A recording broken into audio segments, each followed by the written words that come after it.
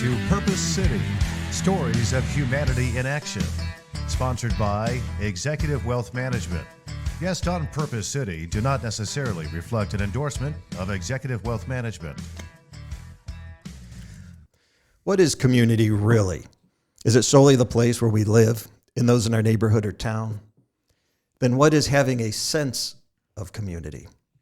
Having a sense would suggest a feeling. Is community a human need we all share? If you're human, this is for you. And to discuss community today, we have Dan West, who is the Livonia Chamber of Commerce CEO and president. And we also have Rob Larsen, private wealth advisor with Executive Wealth Management, whose core values are trust, compassion, and community. Hi, guys. Good morning, Ken. Thanks for having me. Thanks for coming out. So, start things off. Rob. Good morning, Ken. Hey, how you doing? Good, sir. Thinking about your past, how do you think you grew up in community? Looking back, when you're a kid, you probably weren't thinking, hey, this is, my community. As an adult looking back, what's a community/communities you grew up in? Well, communities, physical locations. I was in Highland. Actually started up in Commerce when I was very young, moved to Highland, went to Milford High School, then went to Central Michigan University for college, and came back and now living in Commerce. Growing up, I didn't, you don't seek community as a kid, but I was always involved in sports. So I loved playing baseball.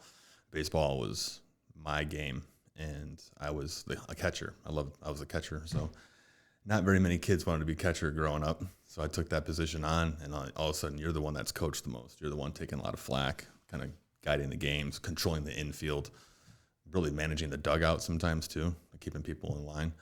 So you kind of are naturally the captain of the infield when you're the catcher, because you're taking signals from things like that. So I kind of naturally fell into that kind of role where I wanted camaraderie, and that's something that I still strive for today, like trying to be involved in some sort of group or a team or something of that nature. It's just kind of unconscious, like something that I look for all the time. I think that's right. I'm not picking your words, but I hear unconscious. Would it be subconscious or unconscious? Subconscious. Yeah. Yes. So if you were unconscious and you had a community of unconscious people, it'd be pretty dull. That'd be a weird community. Yeah. Subconsciously, you're actively pursuing, involvement with people. It's whatever it was. So for me, I just playing sports all the time, being involved like that. So. What about you, Dan? Grew up in Detroit. I was also a baseball player, also a catcher. There we go. Did you have an unconscious team? I played unconsciously at times, but there we go.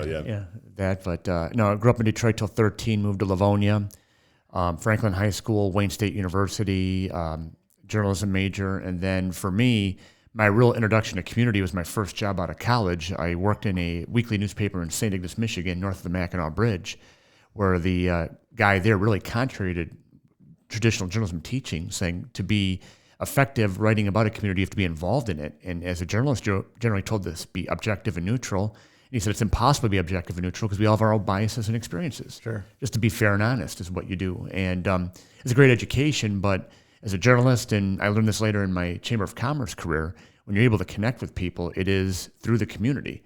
It is, we care about our neighborhoods, our stores, our development, our schools, our parks, all that stuff.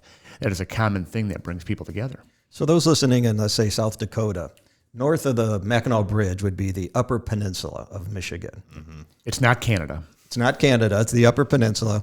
So if you were working at a newspaper in the Upper Peninsula, was it like the Moose Gazette or what kind of town was it up there? It was a town of 3,000 people.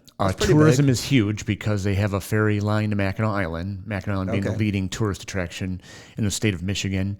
Snowmobiling's big. In the 1990s when I was working there, they were really proliferating the Indian casinos.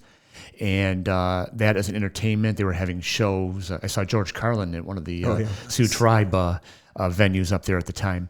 But it's tourism, but it's very much a small town life, and the high school sports are huge there. And really, every fish fry, no matter what the cost for a church, for a family in need, was always a big draw for the community. So for the advice to be involved in your community to be successful, that would suggest that there's more to community than just living by people. So meaning you live in a neighborhood, you may not even know your neighbors. Right. But you could be involved in many communities outside of your community. Yes, right. So community really means connection. So your boss is giving you advice that you need to connect with people. They're going to do business with people they trust, as opposed to just proximity.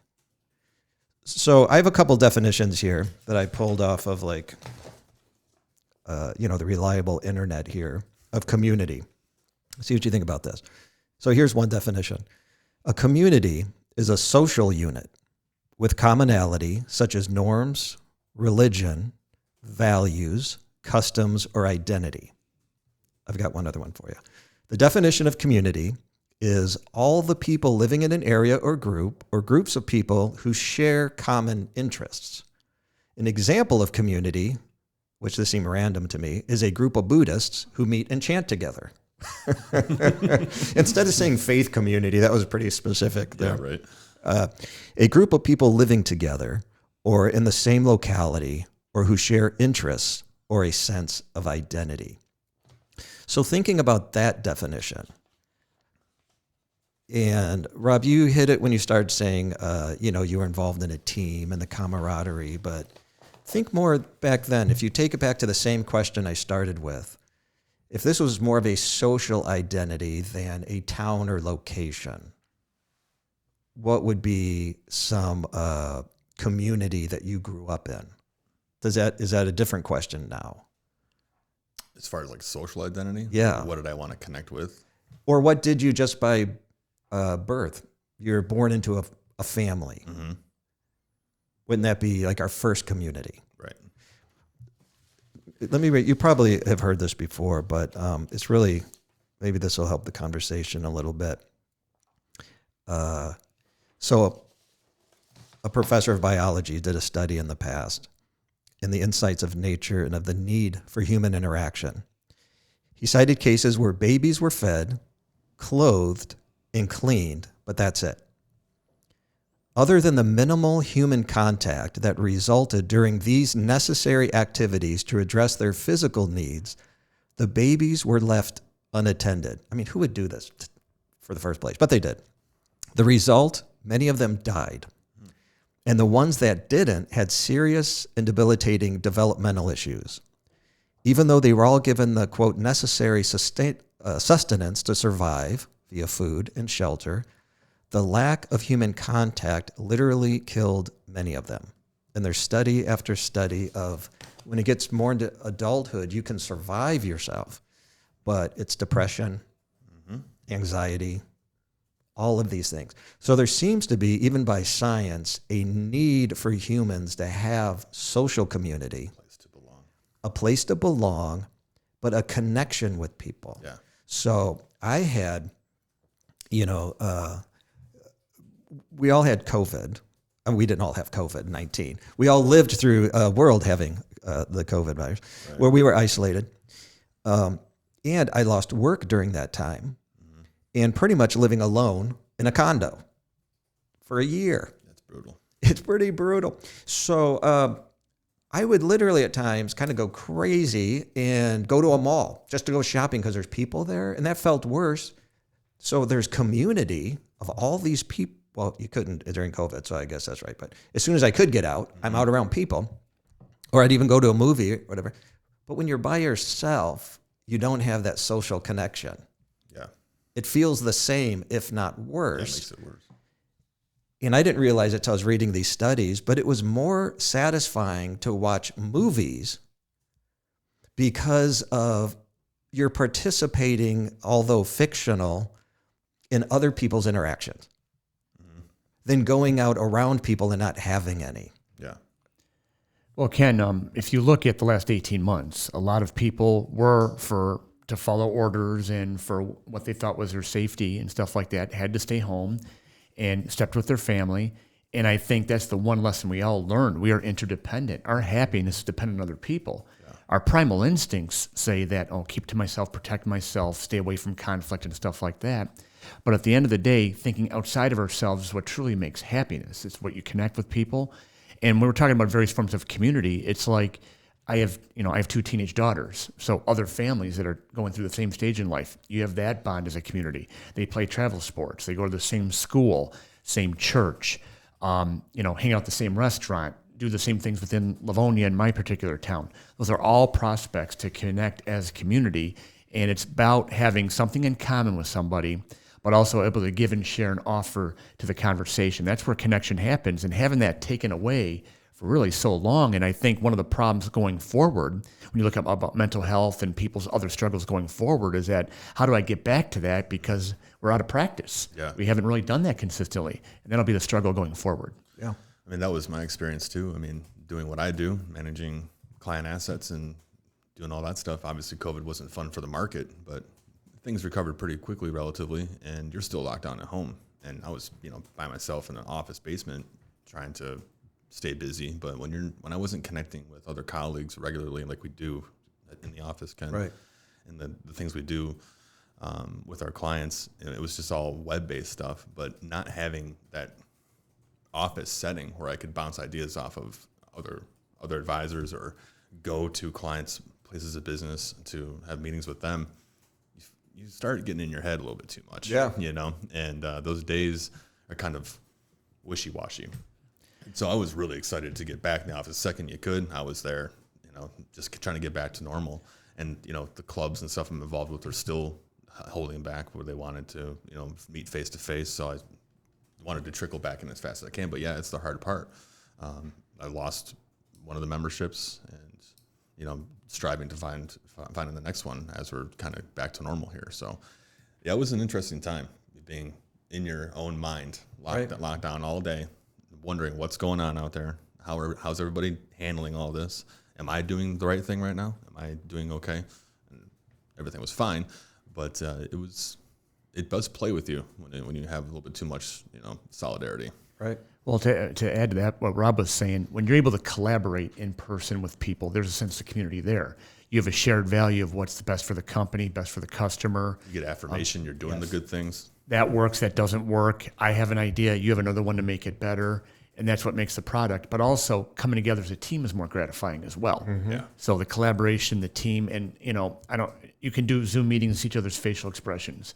The bottom line is that with the Zoom meeting and stuff like that, people aren't paying as close attention. Right. When you're face to face, there's actually hormones that are triggered that actually allow you to connect. When you're able to talk face to face, shake hands, hug, that type of deal, it makes a huge difference in feeling valued and connecting to people. And this is all part of that sense of value that I think all the sense of community we're talking about here works. Yeah, I'm not a scientist, but in the study I read, it's oxytocin for like the hugs, the affection, the closeness of people that gets triggered in a brain, especially in the infant developmental stage, that bonds you with people. Mm-hmm.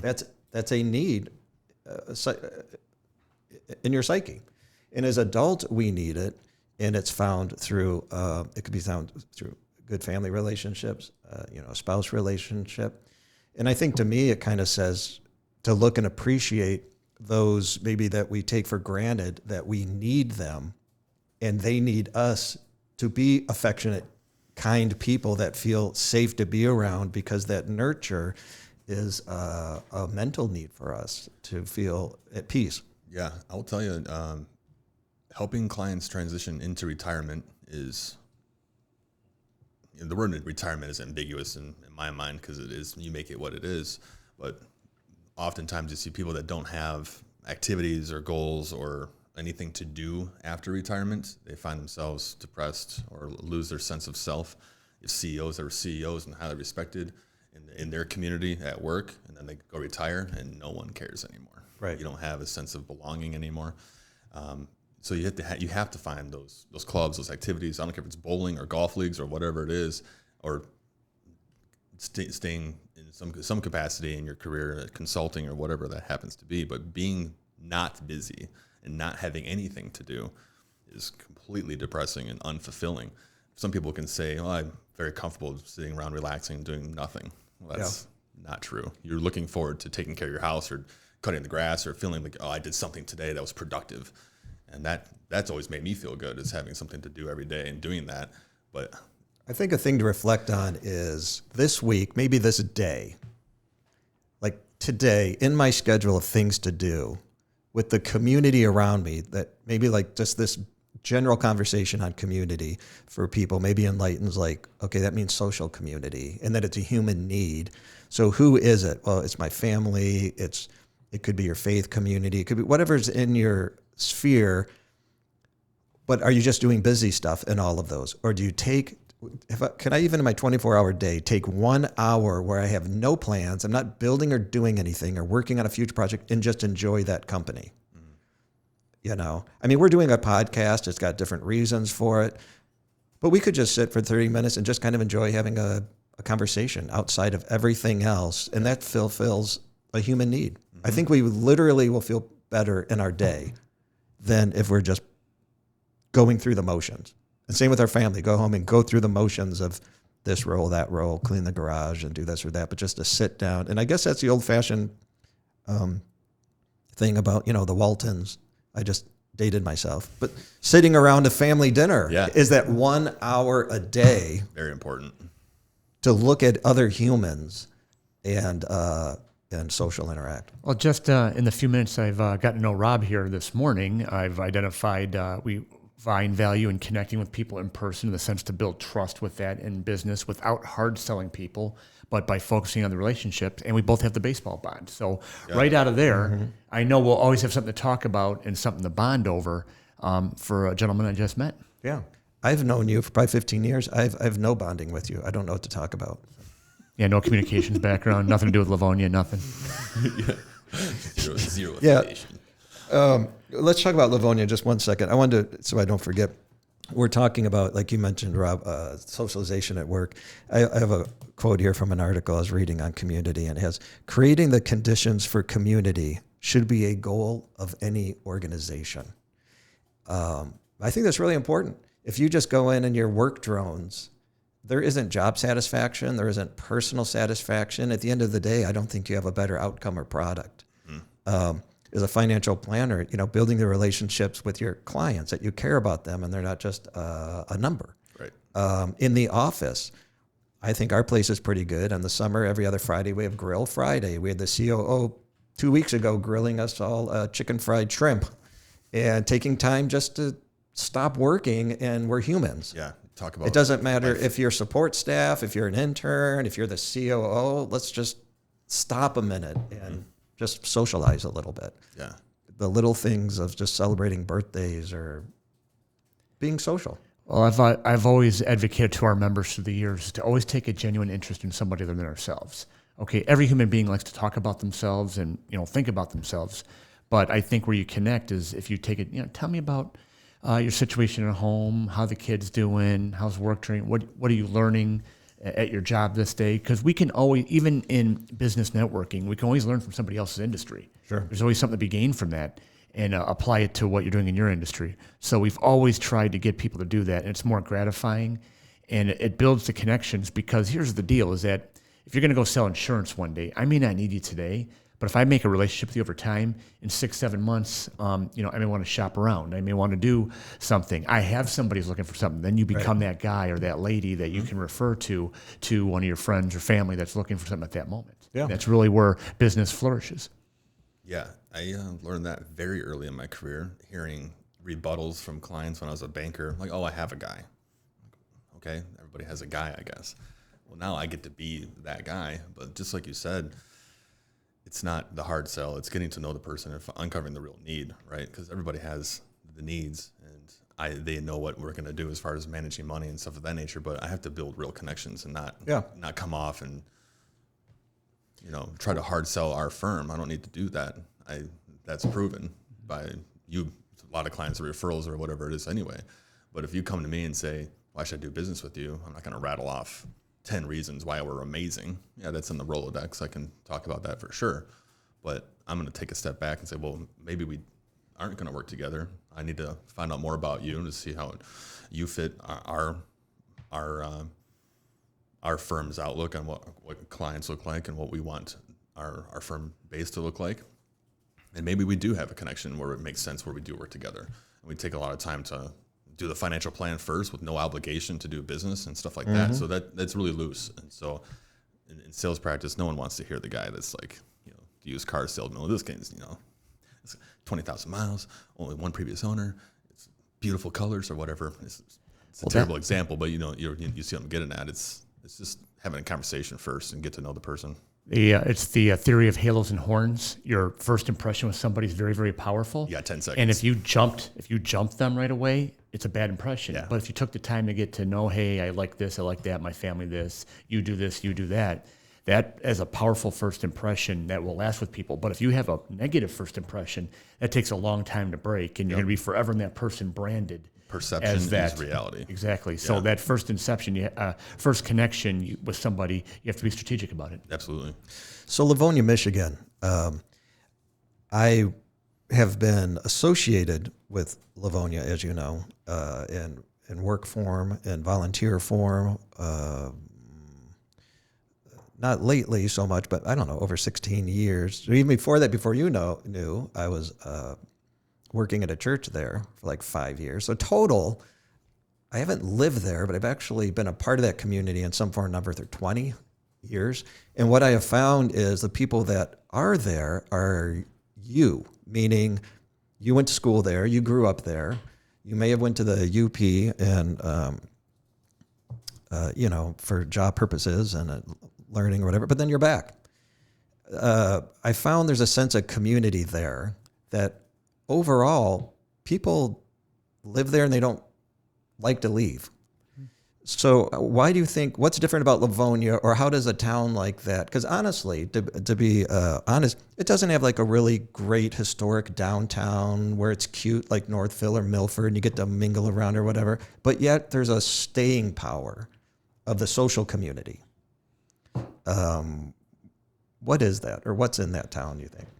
We've always talked about our community spirit at length in Livonia. And if you look at it, it started with families. When Livonia really started taking off in the 50s, building homes, building neighborhoods, they strategically built church, school, and park in just about every new neighborhood throughout the 50s and 60s. The school population took off and all that stuff. And at the end of the day, you have a lot of people that went through Livonia Public Schools, the Clarenceville School District, even the Catholic schools within that town. Mm-hmm. And, your school is always a sense of your identity and your bond. So you have a lot of families through that. But through the years, you have a lot of older people that bought homes that stayed there until health wouldn't let them live anymore. You have a lot of 3, 4, and 5 generation families. I'm a 3-generation family in Livonia right now. My parents, my brother and I and our kids all live in Livonia. And I just think when you look at the schools, when you look at the churches, when you look at all the youth activities, a lot of youth sports, a lot of arts programming, all that stuff, and you did it all in that town, that just fosters and strengthens a sense to that community. And the Livonia Spree through the years. Right. That's like the all-class reunion for everything to do with Livonia for many, many years. You have people that see each other once a year at that thing, but they get back and they talk about, when we were in school, when we played that game, we played at that show, went to that, we worked together, what have you. All that comes back, and our youth years are very foundational and very formative to our well-being, and you're able to relive those when you're in a community that has so much to offer like this. Yeah, and one of the social communities there that is really prevalent is their faith community. There's a church, you could throw a Frisbee and always hit a church. Isn't that right? And every neighborhood has one within walking distance. That's right. And and I know that it happens to have one of the longest prayer breakfasts and most successful in Michigan, other than a couple that are corporate sponsored and they keep going. And that speaks a lot for, and it's community, volunteer led. Completely grassroots. No one gets paid for doing it. It is a passion for the people involved in that community, and they put together great programming, and we sell out 500 to 600 people every year. Ken, you're very instrumental in doing that for many, many years. That's why I brought it up. I know you're getting at here. You always have someone else pat your back, right? But in all seriousness, when you're talking 500-600 people of all faiths, of Christian, Jewish, Muslim, Hindu, I mean, everyone coming together, and people think Livonia is not a diverse place, but right. We do come together in a very, very diverse, unified in God and community for that 2 hours with song, with scripture, with inspirational words, and with, seeing people, hugs, and, all the stuff that brings community together really is proliferated on many, many levels at that prayer breakfast. It's up to attendance of, it's around 600 a year, which is pretty good. So the business community, tell us a little bit about the business community there. What's really, you talk about Livonia being a bond. You have a lot of people in Livonia, you're a perfect example of this, Ken. People that maybe didn't grow up there, don't live there, but have a bond with that place. And you have a lot of people that maybe grew up there and started a business there, maybe moved out of town, but all their community volunteer stuff is in Livonia. Yeah. They support the symphony orchestra, they support local schools, charitable causes, a sports team, what have you. Their sense of community is still in the town where they work more than necessarily where they live, even though their kids may go to school in another town. And I'll give you an example. A lot of new homes are being built in Livonia right now. And a real estate agent told me that 70% of the people that are buying these new homes in Livonia either currently or formerly lived in Livonia. They're coming back to town. So there is a draw to this place, and I do think it is that tight sense of community. And honestly, my favorite part of Livonia is I am an expert, not in many things in life, but on blizzards and flurries, specifically M&M ones. All right, I'm listening. And the Dairy Barn. I even on my Instagram, I only take photos of like my travels and great things in the world. And I have a picture of the Dairy Barn on my Instagram. Well, it's so good. And then I'll go to Arts Beats and Eats in Royal Oak, and they'll have a picture of Bates at night in some sort of interesting crafted fashion as sold art. So it's like these little things come out of Livonia. That's right. So to wrap this up, it's an interesting conversation. What I got out of just kind of pre-thinking about this and just kind of prepping for this conversation is community. When you think of the word community, the TV show could pop in your head, like the not funny TV show. Yeah, look it up. That's what pops up too. Yeah, it's not that funny. My kid's into that now, streaming Community. Or it's generally, my community, where I live. But when you think about it, unless you're really an extrovert, not many people, their own community is their community. But you think about social interaction. And, my community is, the modern word is tribe. Who's your tribe? It's the people that are in your world that fill that social need, and you're doing the same for others. Our last guest was Chris Elias. He's the CEO of Nexecute, he helps companies find core values. He used to be the president of Elias Brothers, or Big Boy Restaurants.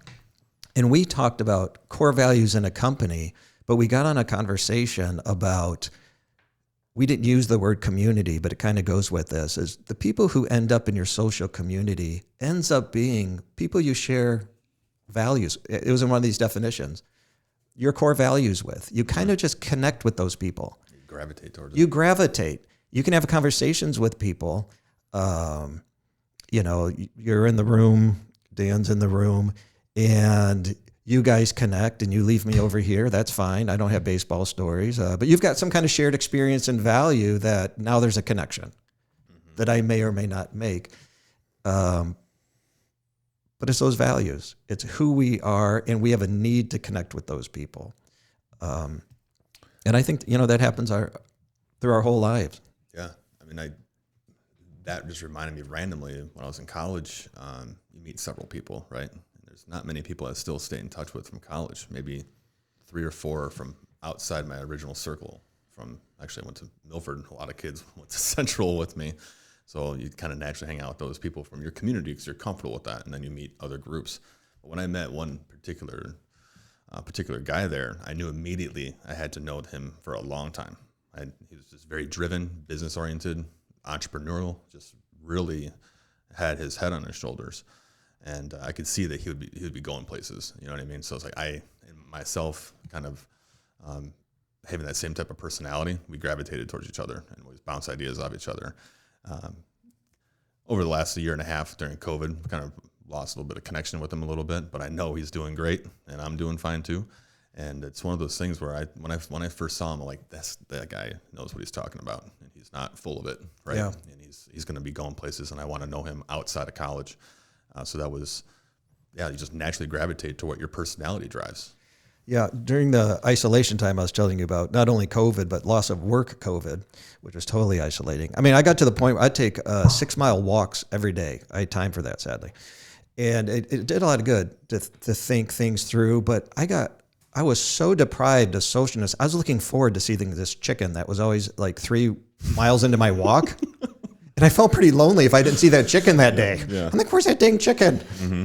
I mean, I know you're making light of it, Ken, but there's a lot of people still today that are still afraid to leave their house. They're afraid to go out and about. They're going to remain anxious for a while. And really, the best suggestion I'd give to anybody is try to invite somebody to something. That's right. You know, a chamber event, your church, out to dinner, out to the high school football game. Invite them. Remind them that there's people out there for them to connect with. Mm-hmm. And they may say no, but that gesture, I think, will be much appreciated to give them the chance to re-engage with society. And if you don't know what to join, create something yourself. So the best thing I did was, okay, I've got to do something. I got to get my mind in a good place. What do I have to offer other people? And I started, there's some things I am knowledgeable about, and I started having a Zoom Saturday morning guys thing where I lead a study. I've been doing that almost a year now. And that's become, that helped me during that time. I looked forward to those Saturdays, and I spent the week studying for it. It gave me something a little mentally every day. Mm-hmm. And these people end up they're inviting other people. So they're across the state. There's a guy in Pennsylvania. They're all over, and then they're inviting somebody else. They're a group of all these people I never would have met. And our study topic is going to be over next Saturday. And I'm pretty upset about it because I've gotten to know these people. They've become part of my social community. But it helped me in that time. I had something to look forward to, or I knew social interaction was coming up. Yeah, and you found yourself a sense of purpose, looking forward to something. I found something. a sense of purpose, yeah. I tell my friends, parents, clients this too. You have to have something to look forward to. Like if it's a vacation come up or whatever it is, you put something out there in the calendar so that today you're going to make decisions to lead to that goal or lead to that excitement, so you're not just going through the mundane parts of life. Yep. So I'd say anyone listening, if you are lonely, depressed, think of what you can offer people, start your own little community, or look around and find them. Or look at the community you may have and not realize it. Reach out to family and friends. It's literally life-saving. Yeah. And any last thoughts, Dan? No, really, community comes out of thinking out of yourself. I mean, using what you have and thinking outside yourself to connect with others, and always try to find how you can take a genuine interest in other people. I think that's how you connect with people. And like even with Rob and I right now, we can talk baseball and stuff like that. A guy I just met. Catchers, baby. Catchers, yeah. Oh, we're always getting yelled at. And we always had to have the biggest mouth, right, out there. So you did. Yeah, yes, you did. Everybody had to hear you. I can really. And if a cut was missed, you're the one that got yelled at. Yeah. So I got the deep voice too, so if I go up another decimal, everybody in this whole room will hear me, or the building, So I can yell. And my kids to this day still think I have a big mouth. I'm too loud. So. All right. Thank you, Rob. Thank you, Dan. This was a great conversation. And this podcast is always sponsored by Executive Wealth Management, which Rob is a private wealth advisor at. And we're going to close this program out with seeing a little bit more about what Rob does at Executive Wealth Management. Oh, we are we? Mm-hmm. Okay.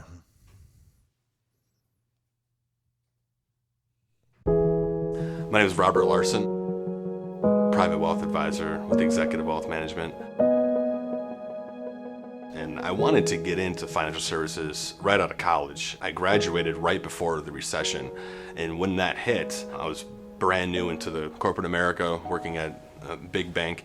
And I saw the impact it had on many businesses, many families, my own family, and I realized I want to be in the know in my industry. I want to know what's going on in the markets and why things react the way they do. I believe the key to any type of success is to have a plan. Many families, young professionals, kids out of college, many business owners as well, everybody has different goals. We're here to help create peace of mind. Whatever your goals happen to be, whatever phase of life you're in, it's more than our fiduciary responsibility. It's who we are. Build, defend, advance. If this aligns with what you believe and you're interested to hear more, give me a call.